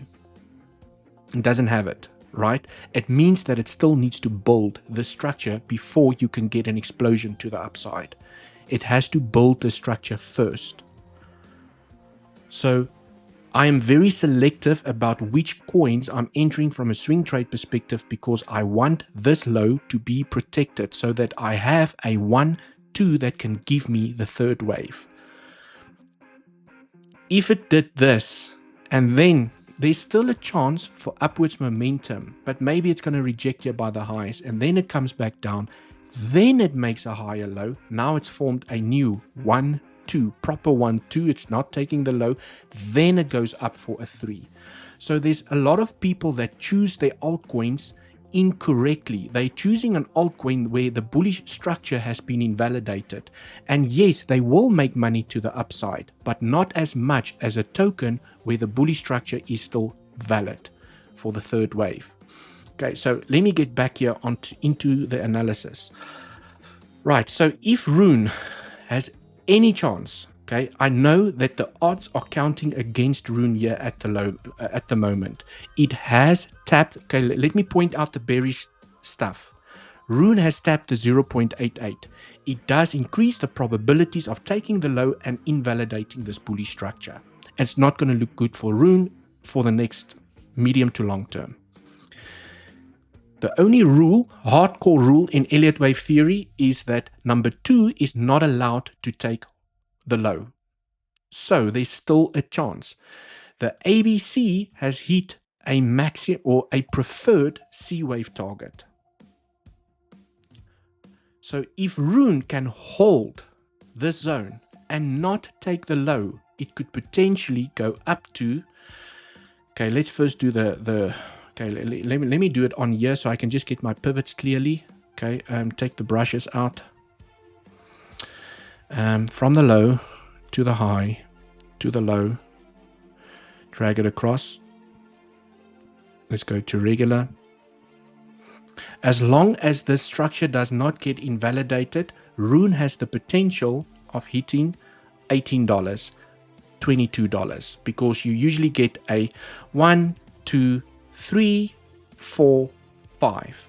$22 is what I'm seeing here for the price of Rune if it does not invalidate the structure. Okay, I have spoken about the bearish case scenario here as well. If we go into a super cycle, okay, guys, I will definitely, if you have a Rune back, you need to take profits by these levels. It's not guaranteed that we're going to go into a super cycle. Okay, these are very bullish but still conservative targets. Okay, the logarithmic targets are absolutely insane. You know, I don't even like to talk about these targets. But if we do, for some miracle, go into a super cycle that no one sees coming, you could even get a $78 Rune.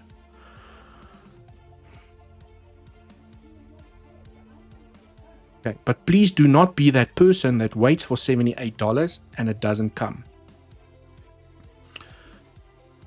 Oof, dare I even say $219? I'm just gonna stick to 78. Right, cool, legends. That is basically. Thanks for explaining. That is basically the AVAX. Right, I've unfortunately run out of time. Thank you so much for joining the live stream. Thank you so much for hitting that subscribe and like button, and using the links for the exchanges down in the description, because it costs you nothing extra. It helps the channel. You get the best benefits and the deals that I am organized with the exchanges. Have a super weekend, and legends, until the next one. Just for now.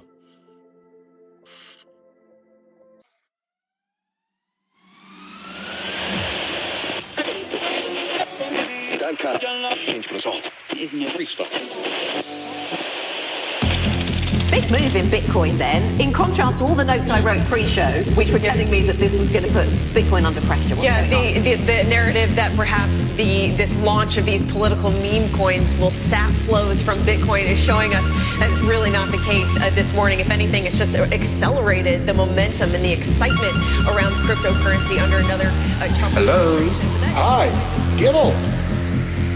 What is all this FOMO about? Should I buy Bitcoin now? Are you smoking your socks? You should rather watch my show.